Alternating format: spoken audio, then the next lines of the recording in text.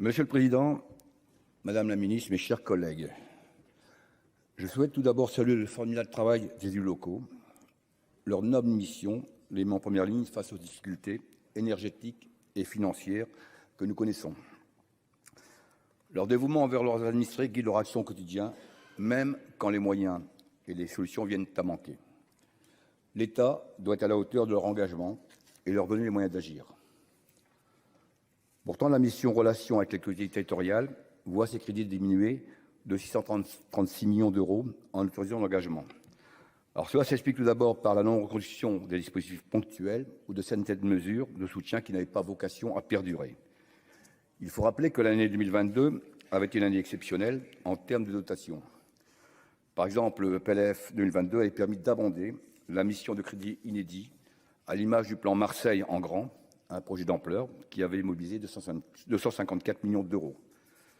Si l'on fait exception de cette année 2022, les rapporteurs soulignent le fait que les dotations sont restées stables sur la période 2019-2023. Ce programme 2023, concours financier aux collectivités et à leurs groupements, fait l'objet d'environ 4 milliards d'euros prévus en autorisation d'engagement, soit une baisse de 40 millions d'euros par rapport à l'an dernier. Les crédits destinés à la dotation de soutien à l'investissement local sont certes bien moins importants qu'en 2022, mais ils reviennent à un niveau général des dotations observées entre 2018 et 2021. La quasi-totalité des crédits engagés dans le cadre du plan de relance ont été consommés, notamment en matière de DSIL, rénovation thermique. J'en suis heureux. Cela prouve que les élus ont su saisir les moyens supplémentaires proposés.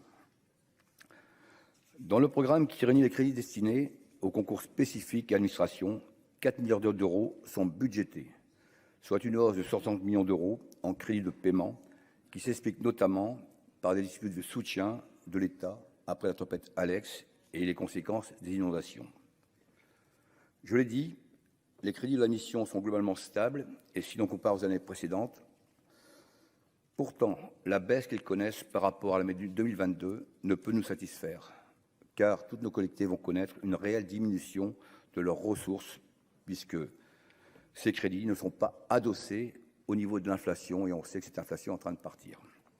C'est pourquoi, dans le cadre de l'examen de la mission Relations avec les collectivités, nous regrettons la baisse des crédits budgétés dans une période qui appelle, au contraire, à une intensification des dispositifs en leur faveur. Cette contraction de crédits envoie un mauvais signal aux élus locaux, qui sont inquiets et qui nous sollicitent en ce sens. C'est la capacité à assurer les services publics de proximité qui risque d'être menacée. Les collectivités jouent un rôle crucial en matière de développement économique de leur territoire. Rappelons-le, 70% des investissements publics sont directement portés par l'échelon local. On parle là d'entreprises, de professionnels, d'artisans dont le rôle en matière d'emploi est crucial. Emploi local. En l'état actuel, le projet de loi de finances pour 2023 devrait conduire à une diminution de capacité d'investissement des collectivités.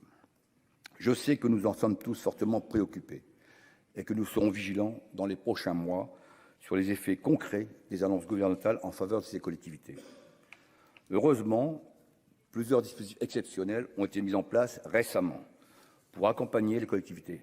Je pense notamment au filet de sécurité destiné aux communes et aux EPCI qui avaient été votés dans le cadre de la loi de finances rectificative pour 2022.